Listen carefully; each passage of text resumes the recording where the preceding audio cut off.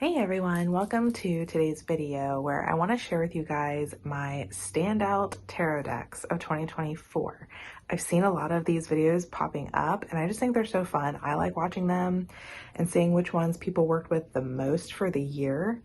And when I was thinking about it and going through my decks that I have worked with, a lot of them are newer to my collection that I've received this year, but they have made such a big impact on me and my personal practice. So I just wanted to share some of these. Now, I don't have any set number. Like, I didn't say like these are my top 5 decks of the year or top 10. I just picked out all the ones that I've really enjoyed working with this year, and like I said, that have made an impact on me. So I'm just going to begin, I guess. And these are also in no particular order at all. So I think I'll just begin with this one. I actually did an unboxing this year of this deck because Syrian Shadow had sent this to me, and I am so incredibly thankful for him sending it to me to unbox and share with you guys. And it is his Gothic Literature tarot deck, and oh my goodness, this deck came at such a good time for me in my personal journey and life, and it's beautiful. The cardstock's amazing. And again, like I do in most of these videos, I'll leave links down below. This is, of course, independently published and produced. So this is on Etsy, and any links that I ever post, like Amazon-wise and stuff, I'm not an affiliate. I'm just putting it there so it's easy for you guys. But this deck is just like, it's so beautiful. It's just so beautiful. It takes me to a different world.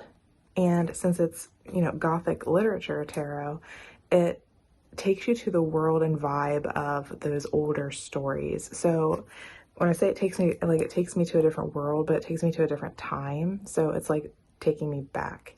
And I love the architecture, like the scenes. I love all the shadowy mist that's like everywhere. Of course, I love that the suits are changed in this deck too. So like you have torches and you have chalices and you have the ravens and skulls, and I love it. I absolutely love it. I also love that Dracula's in here. Like, I love the stories that Syrian picked out to depict the majors. Because it also makes it fun to pick up those stories, like ones I have read and ones I haven't. There's some in here that I had never read yet. So it's really fun to go through and like read through those stories, because then it also connects me to this deck more and gives me more because you get to know the characters on the cards.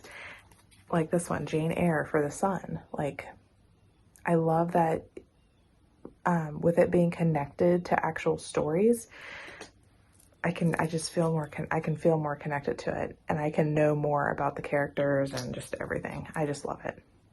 So that's the Gothic Literature Tarot. I love it. Again, in my personal journey, it came to me in the perfect timing. So it was meant to be, and I love that. The backs are also really pretty. I love it. It's like silvery, shiny. It's amazing. So one of my all-time favorites. Also this year, this deck has been kind of coming in and out for me. It like will pull me in, and like it'll pop in my head saying like, hey, we have some work to do, and then it'll be like, okay, now it's time to put me down and rest for a while, and then it'll like pull me back. So I have like a back and forth journey with this deck.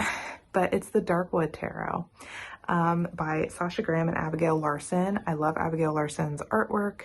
The guidebook is actually really, really, really good. I love it. I especially love the introduction because this deck is told like a story. Sasha Graham really, really gets that. I mean, tarot is supposed to be a story in general. It's this like you tell stories with the cards that you pull. And how they relate to you personally. But with this deck, she really does incorporate a story, and like each, like here's Judgment. It just, well, again, I love the imagery too, but I just love that it's a story walking you through the dark woods and the characters coming across, you know, the witch is coming across all these characters and all these beings and like working through a lot of things. I mean, technically Sasha Graham says at in the introduction that it's a shadow work deck, but I can use it for more than just shadow work, but I still do love the concept of walking through the dark woods and facing obstacles or challenges in your life that you do need to overcome. But this one, again, it's so interesting because I love the artwork and I love everything about this deck, but it's so funny how it'll like pull me in and then like it's like I'll work through something or journal about something for a little while and then it'll be like, okay, time to use a different deck for now, and then we'll have more work to do later. So I do love this one, and I like couldn't help myself. I also got this little cutie patootie version of it. It's like so tiny. Look. Yes, okay, I love that image right there too. I just wanted to have this deck in case I ever wanted to carry it around with me, or if I just want to use the little small version, because I also like sometimes using tarot to clarify tarot, and so I find having these little mini decks are also helpful. If I'm using another tarot deck, I can pull out this little one and then just have a little clarifying card, and so I really like that. But like, for reals, look how tiny compared to the original. These little decks are so cute, and again, they're good for travel. So okay, there's Darkwood again this year, but side note, I do believe though that even though like this year was kind of like a back and forth for me with this deck, I have a feeling next year it might be more. I might end up taking this deck, like having a more of a journey with this deck next year because of my like word or phrase of the year. I've been working through that, like figuring that out with my friend Heather's workbook, Manifesting Magic, this year. I love that workbook, and it's really been helping me to dive deep and to figure out what my word or phrase is for 2025. And the woods and forest vibes are actually really strongly coming through. So I think I have a few decks in mind that very well may be my decks that I use most next year. And Darkwood is definitely a contender, so that back and forth might change. We'll see. Okay, next I'll mention this one. This is the Green Witch Tarot, if I can get it out. Just one second. Okay. This is the Green Witch Tarot by Anne Moira. She also wrote the guidebook. Or actually, hold on, let me see. Okay, art is by Kyra Leonard. Kyra, I'm sorry if I'm mispronouncing that, but she also has a middle name there as well. This deck just came into my collection this year as well, and I loved it. I love this deck. I love the green earthy vibes I get with it. It also has a Celtic vibe to it because it mentions and talks about the Green Man, and there's some Celtic references in the guidebook. There's the Fae, the She. So it's there's the Green Man. So again, it's a very earthy, earth-based deck.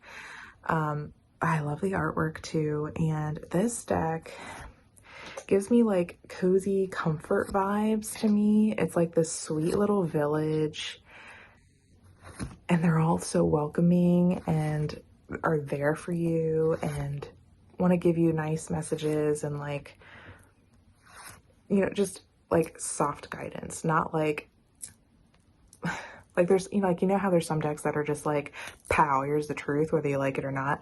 This one's gentler. It has such a gentle vibe to it. So like, even though it'll tell you the truth, it's not going to be like such a pow in your face. And the guidebook is amazing. I really love the guidebook. And Moira has several books out, in fact, and I have another one of hers that's Tarot for the Green Witch, which I also have been enjoying. But the guidebook itself for this is really, really good. She has a lot of information per card, even with the minors. you have a pretty good amount of information. And it's also like, I don't know, well, again, gentle, and it's just such a like an easy read. Like, you just know immediately what the card is trying to tell, or what the message is. So I just really, really love this one. Again, more for the gentle vibes and the grounding earth vibes. So I really love that one. Next up is Witch Sister Tarot by Julia Jeffrey.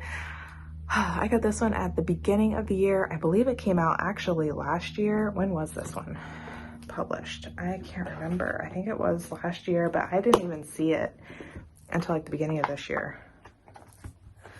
Bear with me, I'm just curious. It might not even, here we go. Yeah, first printing was this is a first printing, but it did come out in 2023. So I think it was like right at the end of 2023, and then I got it in February. But this deck, so I've been studying a lot of the Celtic pantheon and Celtic legends, myth and lore, because I found out that I have Celtic lineage at the beginning of this year. In fact, right around the time I got this deck. So this deck, like I always say, Tarot of Vampyres is my home deck. It's like my soul deck. It's the one I connect to strongly the most. But this one, like, I feel like you can have more than one home deck, more than one deck that you can connect with. And this is one of the ones that I also just really feel connected to, because this one's like my ancestral, like, I just feel connected to my roots with this deck. And the artwork is stunning. Julia Jeffrey's artwork is beautiful. I have her other deck, Tarot of the Hidden Realm. I also really do love that one. That one's more of a fae deck, where this one is more based on witches. And again, Celtic legends, myth and lore, and like Celtic witches, and I love that. What I also love about this deck is that it's not necessarily a Rider-Waite. I mean, it's not a Rider-Waite deck.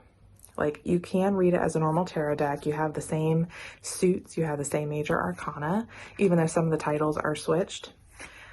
For like the majors, she named them a little differently, and the suits are switched. Like, the trees here are wands but they're trees, and pentacles are stones and whatnot. But this deck, I just love reading it, like pulling a card and reading the message that she has in the guidebook, because Julia Jeffries wrote the guidebook as well. Julia Jeffrey, excuse me, not Jeffries.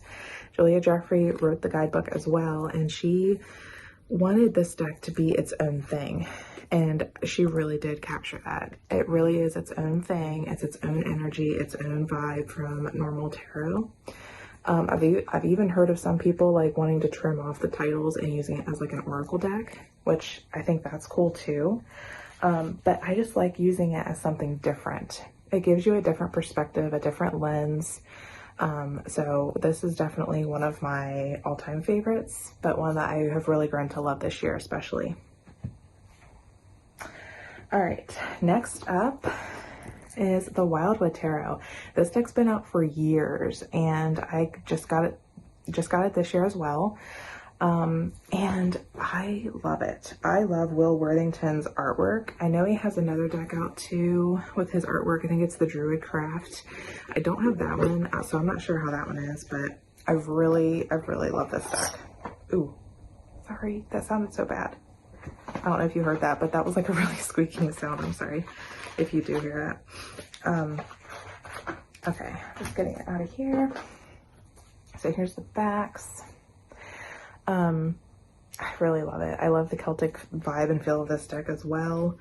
I love shuffling it. I actually really love this. I know different publishers have had this deck, and this one's the Sterling Ethos edition. I actually don't mind the cardstock. I kind of like that really slippery, glossy type of cardstock.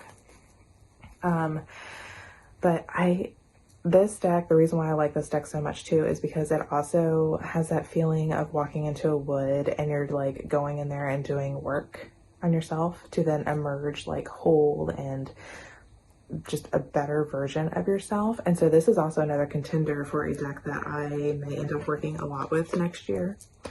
But also I kind of like, I'm being drawn more to this deck too, just because there is so much work to be done with this deck. The guidebook's amazing. I love that it goes in depth with like the Sabbats and like the wheel of the year. There's a chart in the guidebook for that as well. There's just a lot of studying. This is a study deck. There's a lot of in-depth study you can do with the imagery, with the meanings in the guidebook. There's a couple other additional books out. I love this card. Oh my gosh, it's beautiful. Like there's a couple other books out for this deck, like the Alison Cross wrote one. What's the name of it? Oh, A Year in the Wildwood. It's like a workbook, and you work through this deck. Excuse me, work with this deck throughout a year, which I may end up doing that actually. I don't know. We'll see. But I love this. It's beautiful, and like I said, I just love that there's so much depth. I've really come, like, on my personal journey with working with tarot decks, I have really come to know this about myself, that I really love decks that have depth. I really like the ones that are different, like the Witch Sister, where it could be something used completely differently, giving you a different perspective. But I also really love the ones with in-depth study, or like with amazing guidebooks that I can do endless journaling off of, or endless rabbit hole trails that I can just dive into and just like, you know, go down the rabbit hole and learn different things. And I just, oops, upside down. I just love them. I love decks with depth. So anyways, there's the Wildwood Tarot. Okay, last two for my tarot decks, and then I will have an oracle one coming as well. But here's my next one, and again, going along with the theme of depth or study deck, the Mary L Tarot. I was gifted this deck earlier this year, and I thank you, a big thank you to my friend who sent it to me, because ever since I received it, I've been drawn to this deck. I mean, I was drawn to it before, and it was like sitting on my wish list, like, ooh, I keep being pulled to it, but I hadn't bought it yet. And then she was like, I don't use my copy, so I'll send it to you. So I was like, thank you. And this deck, I love the artwork for one. And please excuse me, there are some nudity in this deck, just so you're aware, but, excuse me. I love the artwork, and there's just so much. And like, this deck to me is such a truth teller. Like, right from the get-go, when I started working with it, it like alleviated like any worries or stress that I was going through. It like flat out told me like, stop it. Like, no matter what, this is a deck that flat out tells me what's up. And the guidebook, to me, like how it's written, I get so much information out of that. So yeah, this has been one of my favorites this year, for sure. Okay, now for the last one, you all probably know exactly what it is because I already mentioned it before as well, but it's Tarot of Vampyres. I can't live without this deck. Cannot live without it. Unfortunately, it is out of print, but I do know that this deck had gone out of print before and came back. So perhaps it will come back again, because I know it's a super popular deck. So I'm hoping Llewellyn brings it back. But yeah, I can't, there's so much symbolism in this deck. I love that it incorporates different tarot systems. It's not just a Rider-Waite deck. It also includes the Thoth deck or system, Order of the Golden Dawn. It includes all sorts of different systems, and I love it. I love that it's a combination of them all. There's so much to explore, so much to study. I've been having again, it's the reason why I'm connected so much to this deck, but this deck has really helped my personal journey and with journaling and everything. The guidebook is also amazing. There's so much information in it, and so many, and yes, I highlight, mark up, I do all sorts of things in my books. But this one is just, this deck and guidebook is so special. If you have it, that's awesome. Let me also know what your thoughts are on this deck. Or any of these. What are your thoughts on any of these decks? If you have them, what are your favorite decks for this year? Again, Tarot Vampyres for me is always the top. Like, I could, if I could only have one deck, it would be that one, because there's endless possibilities with that deck, and that's why I love it so much. So again, let me know which decks are your favorites for this year. What have you connected to most? I would love to know in the comments, and I hope you guys all have a wonderful day, and I will catch you guys on the next video where I share my Oracle decks. Bye. Have a good one.